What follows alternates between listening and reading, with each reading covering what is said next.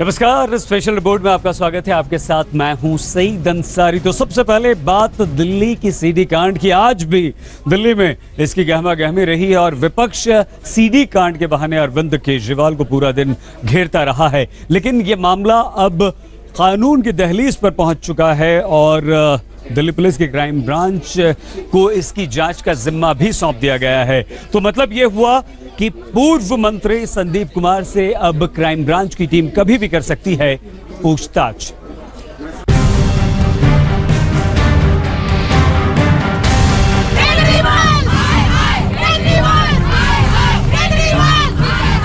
दिल्ली सरकार में महिला एवं बाल कल्याण मंत्री रहे संदीप कुमार के सीडी कांड से उठा सियासी बवाल अब कानून की दहलीज पर पहुंच चुका है। संदीप कुमार के सेक्स वीडियो की जांच अब दिल्ली पुलिस की क्राइम ब्रांच को सौंप दी गई है।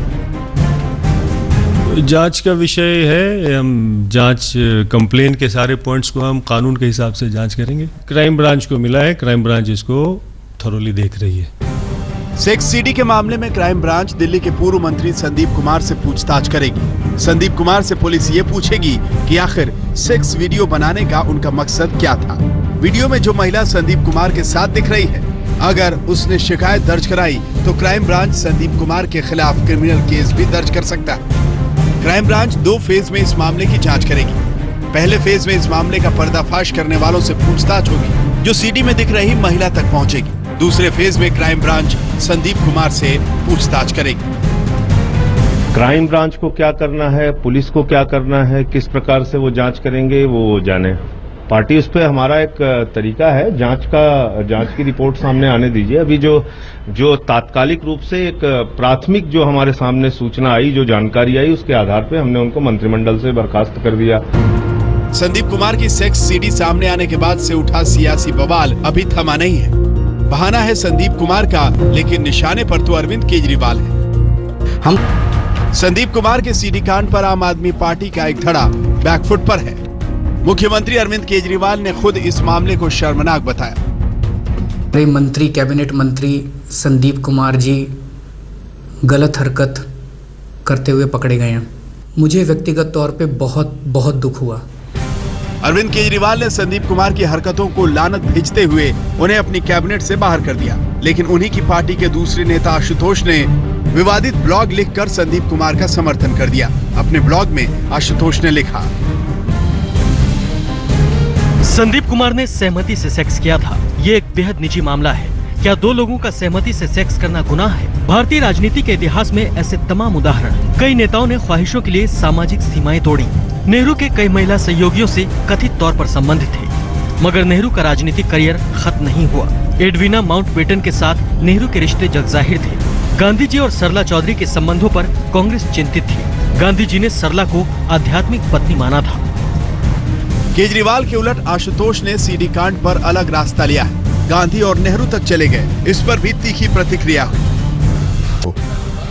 अपने पार्टी नेता संदीप कुमार के करतूतों की वजह से आम आदमी पार्टी को फजीहत झेलनी पड़ रही है। सीडी कांड के चलते बीजेपी को हमला बोलने का अच्छा मौका मिल गया, तो वहीं इस सीडी कांड ने पंजाब चुनाव में आम आदमी पार्टी की जमीन भी हिला दी है। मौसमी सिंह, रीमा पराशर के साथ आतिर खान, दिल्ली आज तक।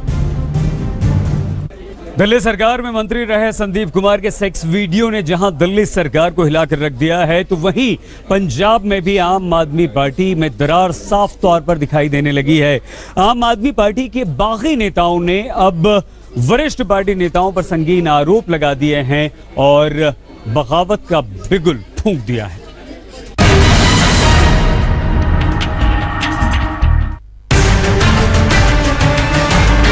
संदीप कुमार की सीडी की आग दिल्ली में लगी, लेकिन इसकी तपिश पंजाब में पहुंच गई।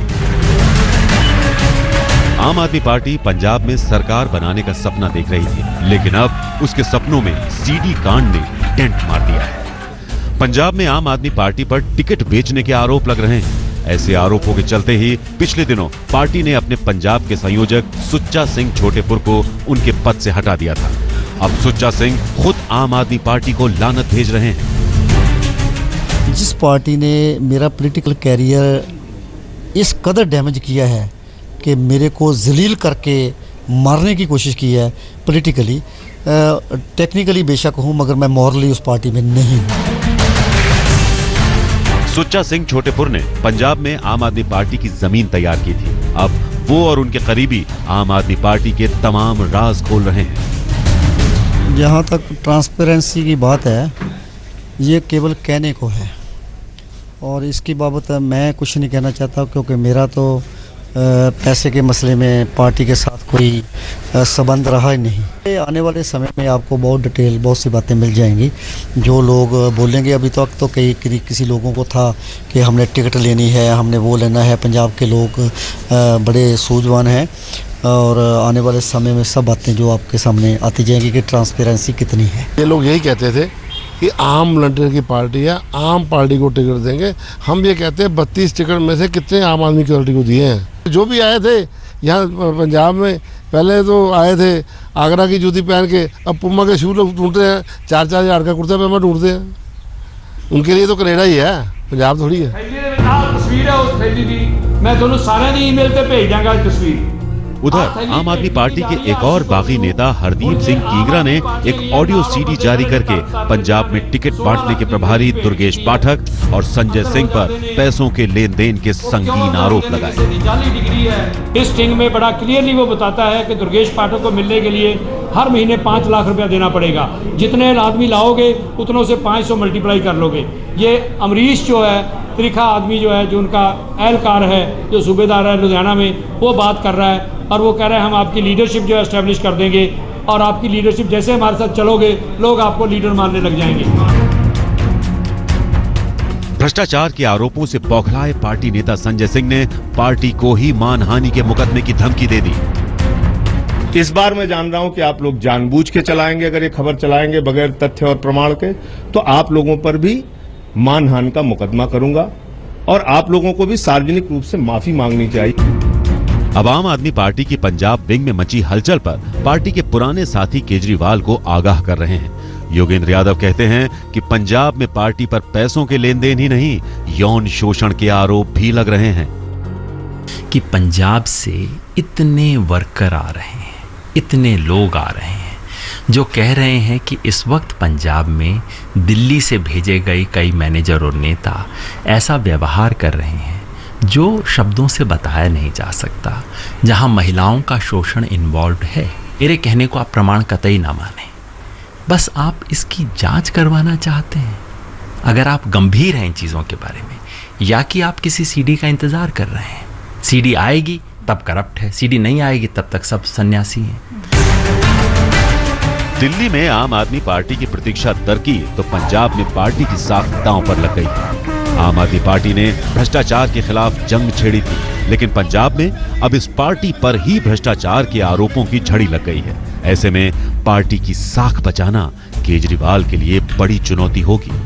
दिल्ली में रीमा पाराशर के साथ मंजीत सहगल, चंडीगढ़ आज तक।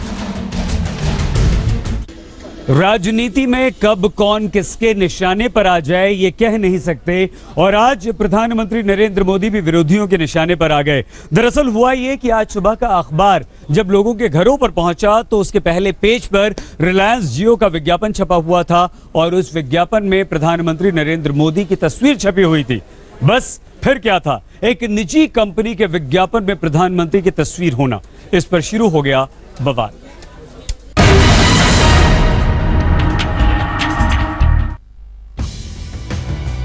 शुक्रवार को लोगों ने अखबार उठाए तो पहले ही पन्ने पर मिली देश के प्रधानमंत्री नरेंद्र मोदी की तस्वीर। लेकिन तस्वीर के नीचे तो मुकेश अंबानी की कंपनी रिलायंस के जियो क्रांति का विज्ञापन चस्पा था। निजी कंपनी के विज्ञापन में प्रधानमंत्री की तस्वीर चस्पा हुई तो इस पर सियासत भी गरमाई। दिल्ली के मुख्यमंत्री अरविंद केजरीवाल ने इस पर मोदी को निशाना बनाते हुए ट्वीट कर दिया। अपने ट्वीट में केजरीवाल ने लिखा, मोदी जी आप रिलायंस के एड में मॉडलिंग करते रहना, देश की सारी लेबर मिलकर आपको 2019 में सबक सिखाएगी। रिलायंस जियो के ऐड में प्रधानमंत्री की तस्वीर को लेकर सोशल मीडिया पर कमेंट चलते रहे। फेसबुक, ट्विटर से लेकर सियासत के गलियारों तक ये विज्ञापन सुर्खियों में रहा। किसी देश के इतिहास में कि प्रधानमंत्री जी सुबह सुबह घर घर जाकर 7 बजे सिम कार्ड बेच रहे हैं और दुर्भाग्यपूर्ण ये है कि देखा जाए तो BSNL के हेड है BSNL के हेड होते हुए उसके किसी और कंपटीटर का पहले वाली कंपनी से इस्तीफ़ा देना पड़ता है जब दूसरी वाली कंपनी के लिए काम करना शुरू किया जाता है, तो उस वाली कुर्सी को छोड़ दें तो ये वाला काम शुरू किया जाए। तो सबसे पहले तो प्रश्न ये उठता है कि क्या रिलायंस ने इसके बारे में प्रधानमंत्री जी और उनके कार्यालय से क्या अनुमति ली, और अगर रिलायंस को अनुमति दी तो कल को क्या कैडबरी या दूसरे और चॉकलेट वाले या दूसरे और लोगों को भी कोई भी अगर लेना चाहे तो क्या उसको प्रधानमंत्री जी के हाथ से अनुमति मिलेगी? निजी कंपनी के विज्ञापन में प्रधानमंत्री की ऐसी तस्वीर का इस्तेमाल पहली बार हुआ। यही वजह है कि ये विज्ञापन सुर्खियों में रहा। तो बीजेपी की विरोधी पार्टियों के निशाने पर भी विज्ञापन के बहाने विपक्ष को मोदी पर हमला बोलने का मौका मिल गया। दिल्ली में मौसमी सिंह के साथ आज तक ब्यूरो। स्वागत है एक बार फिर से स्पेशल रिपोर्ट में आपका। और अब बात बिहार की बाढ़ की। बाढ़ ने लोगों को झोली फैलाने पर मजबूर कर दिया है। विश्वास कीजिए, बाढ़ की ये तस्वीरें आपको झकझोर कर रख देंगी, क्योंकि पटना के बहुत नजदीक बाढ़ ने अपना कहर बरपाया है और वहां लोग दाने दाने को मोहताज हैं। खाना जब मिलता है, राहत सामग्री जब आती है तो टूट पड़ते हैं, भीख मांगने को बाढ़ की वजह से मजबूर हैं। और ये तस्वीरें दिल दहला देती हैं, झकझोर कर रख देती हैं।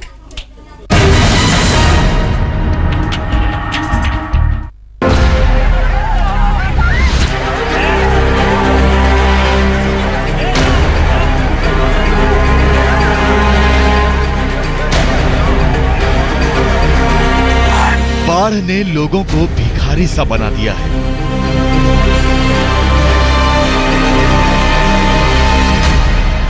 भूखे पेट के लिए लोग झोलियां फैला रहे हैं।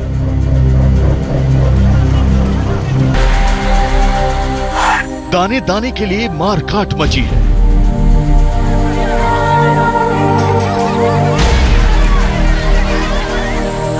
बाढ़ पीड़ितों की ये तस्वीरें हिला देने वाली हैं।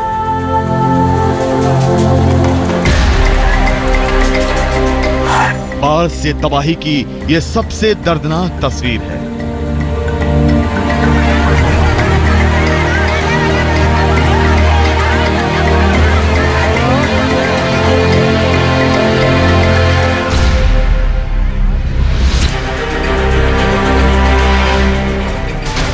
हिंदुस्तान की यह सबसे बड़ी त्रासदी की तस्वीर है। तबाही की बाढ़ ने पहले लोगों का सब कुछ छीन लिया। घर तहस नहस हो गए, मवेशी तबाह हो गए, खेत खलिहान सब सैलाब की भेंट चढ़ गए। अब तस्वीर रुला रही है, बेइंतहा बर्बादी की पूरी दास्तान सुना रही है। बिहार में पटना सिटी के फतुहा ब्लॉक में बदहवास भागती इन महिलाओं, बुजुर्गों और बच्चों को देखिए। इनके हालात देखते ही रोंगटे खड़े हो जाते हैं। पता नहीं कब से खाने को नहीं मिला है। ये लोग दाने दाने को मोहताज हैं। ये तस्वीरें इसकी भी गवाही दे रही हैं। ये मंजर वाकई कलेजे को चीरने लगता है। इन लोगों पर तरस आता है।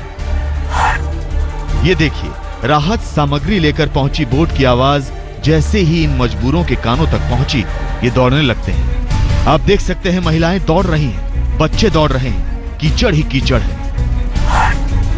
राहत सामग्री पहुंचाने वाले एक पैकेट उछालते हैं और ये पैकेट इस बच्ची के हाथ में लग जाता है। फिर क्या, इस बच्ची से पैकेट छीनने के लिए गुत्थम गुत्थी शुरू हो जाती है। आप देख सकते हैं कि कैसे दो लड़कियां पैकेट छीनने की कोशिश कर रही हैं। पीछे से एक महिला पैकेट छीनने वाली बच्ची को धक्का मारती है, उसकी पिटाई करती है। तब कहीं जाकर बच्चियां हटती हैं। बाढ़ की त्रासदी की ये तस्वीर भी देखिए। झोलियां फैला फैला कर महिलाएं राहत सामग्री के पैकेट लूट रही हैं। जैसे ही एक पैकेट आता है, लोग उस पर झपट पड़ते हैं। ऐसे में राहत सामग्री का एक पैकेट किसी के हाथ नहीं आता और नीचे गिर जाता है। फिर क्या, इस पैकेट के लिए सब के सब झपट पड़ते हैं और दो महिलाएं नदी के किनारे गहरे पानी में गिर जाती हैं। वो डूबने लगती हैं। फिर स्थानीय लोग किसी तरह से उनको बचाते हैं। पटना सिटी के फतुहा ब्लॉक में समाजवादी पार्टी के नेता बाढ़ पीड़ितों के लिए राहत सामग्री लेकर पहुंचते हैं। इस राहत सामग्री में सत्तू, ब्रेड, बिस्किट, नमक, डिटर्जेंट पाउडर और महिलाओं के लिए साड़ी भी थी। पुनपुन नदी के किनारे बसे फतुहा ब्लॉक के विक्रमपुर गांव में जैसे ही राहत सामग्री की बोट पहुंची, बाढ़ पीड़ित नाव के करीब आने लगे। नदी के किनारे से नाव अभी दूर थी, लेकिन महिलाओं की भीड़ ज्यादा थी। ऐसे में उन्होंने सामान लोगों के बीच फेंकना शुरू कर दिया।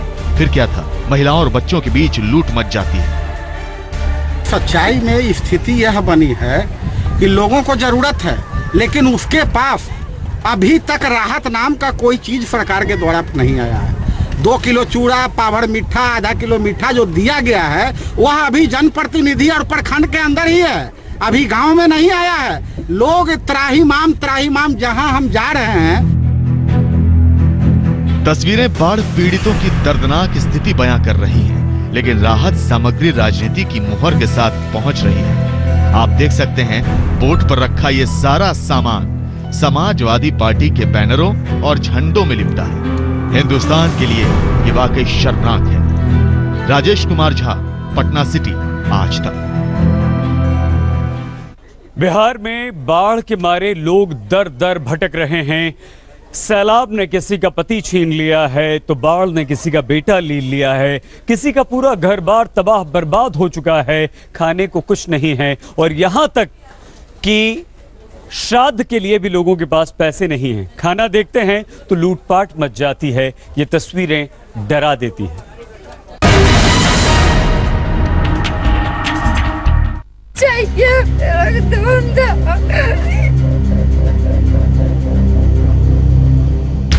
ये है पिंकी, दामन फैलाकर भीख मांग रही है। कोई इसकी झोली में 10 रुपए डालता है तो कोई 5 रुपए। और यह है फूलन। पिंकी के साथ साथ फूलन भी झोली फैलाए गांव भर में घूम रही है। दोनों साथ साथ भीख मांग रही हैं। इनकी कहानी आप सुनेंगे तो रोंगटे खड़े हो जाएंगे। तस्वीरें बिहार में भागलपुर के रजंदीपुर गांव की हैं। यहां गंगा में आई बाढ़ ने ऐसा तांडव मचाया कि कई जिंदगियां ले ली।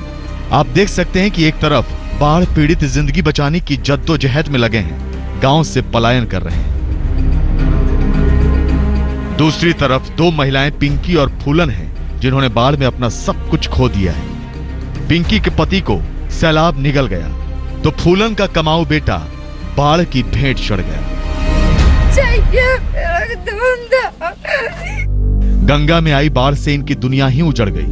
अब ये दोनों अपने पति और बेटे के श्राद्ध के लिए भीख मांग रही हैं। कोई प्रसादन न दे आदमी कार्यक्रम करवे भगवान भगवान के नाक पार लगा ना भीख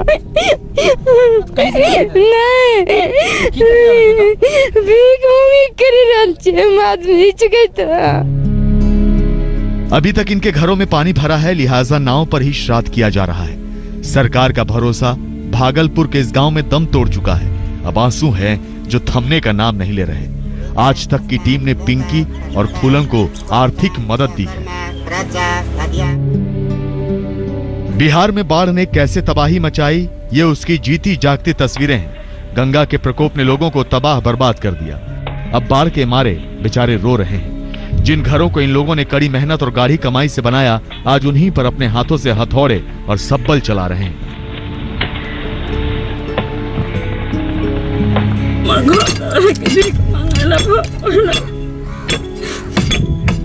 इस महिला को सुनिए, रोती जा रही है और मकान को तोड़ती जा रही है, पूरा दुखड़ा सुना रही है। मारल चल थी दुआरिया और कहाँ रहो, यहाँ मारल चल थी, एने ओने रोड पर थे, एने ओने बवाल चल थी और कहाँ जाए, हमर तक गिर गए। पहले बाढ़ आई और उसके बाद गंगा का पानी घटा तो कटान शुरू हो गया। इस कटान से बिहार में सोनपुर के संबलपुर गांव जल समाधि ले चुका है। लोगों के घर बार गंगा में समा चुके हैं। आप देख सकते हैं कि कैसे एक मंदिर की छत गिरी हुई है, घर तहस नहस हुए पड़े हैं। अब लोग टूटे फूटे हुए घरों का मलबा समेट रहे हैं, ईंटें निकाल रहे हैं ताकि दूसरी तरह आशियाना बना सके। ईंटों को ट्रैक्टरों में लाद कर ले जा रहे हैं।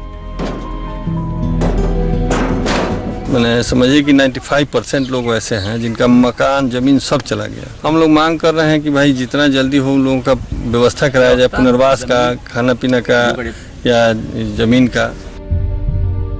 बाढ़ ने लोगों को ऐसा बर्बाद किया है, न घर का छोड़ा है न घाट का। भागलपुर से राजीव सिद्धार्थ के साथ संदीप आनंद, सोनपुर, आज तक। और आइए अब हम आपको दिखाते हैं सैलाब के बीच सबसे खौफनाक सफर, जहां मासूम बच्चे खौफ का दरिया खुद पार कर रहे हैं, खौफ की नाव चला रहे हैं और दहशत का दरिया पार करके स्कूल जाने पर मजबूर हैं।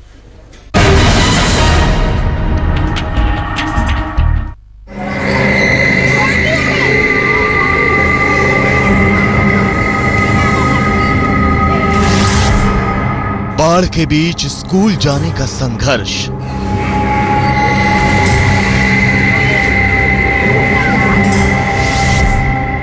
जान जोखिम में डालकर स्कूल चले बच्चे।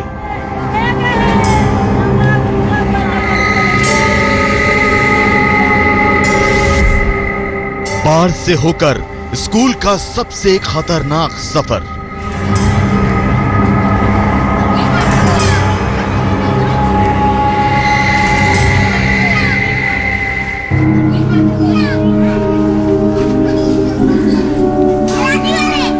बेगूसराय का भगवानपुर चक्की गांव पूरी तरह पानी में समा गया तो लोग बिसौआ बांध के पास झुग्गियों में रहने लगे।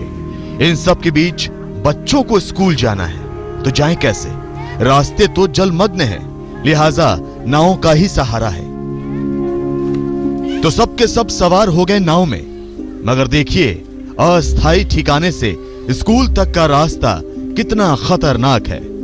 हमारा भविष्य किस तरह जान हथेली पर रखकर स्कूल तक का सफर तय कर रहा है। बच्चे नाव पर सवार होते हैं, उस नाव पर जिसमें पानी भरा होता है। फिर एक बच्चा टीन के डब्बे से पानी निकालकर बाहर फेंकने लगता है।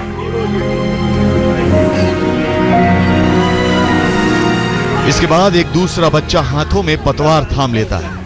1 दर्जन से ज्यादा बच्चे इस नाव पर सवार हैं। इनकी सुरक्षा की कोई व्यवस्था नहीं, चारों तरफ पानी ही पानी है और नाव भी खस्ताहाल। बावजूद इसके ये स्कूल की ओर रवाना हो जाते हैं। देखते ही देखते आंखों से ओझल हो जाते हैं।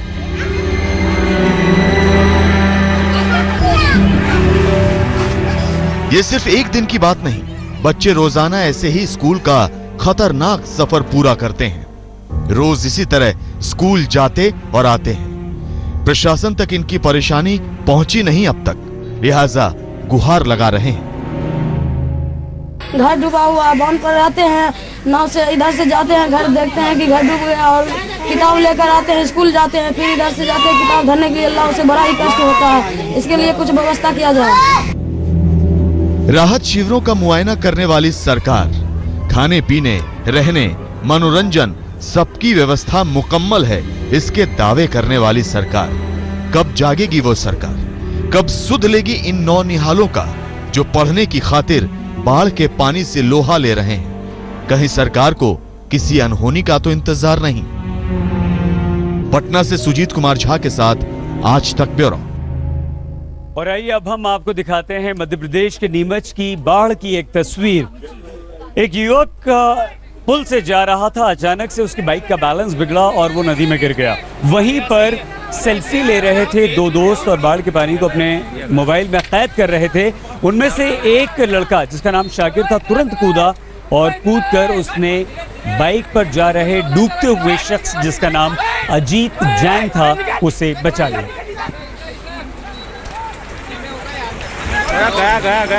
और ये देखिए जो तस्वीरें इस वक्त हम आपको दिखा रहे हैं, जिस तरह से बाढ़ का पानी तेज बहाव बहुत ज्यादा तेज था और इस तेज बहाव में इस शख्स ने अपनी बाइक निकालने की कोशिश की, उसका संतुलन बिगड़ा, वो नदी में जा गिरा और बहने लगा, लेकिन तुरंत देरी किए बिना शाकिर कूद गया और अजीत को बचा लिया। स्पेशल रिपोर्ट में फिलहाल के लिए इतना ही, लेकिन देश और दुनिया की हर अहम खबर के लिए आप बने रहिए हमारे साथ और देखते रहिए आज तक।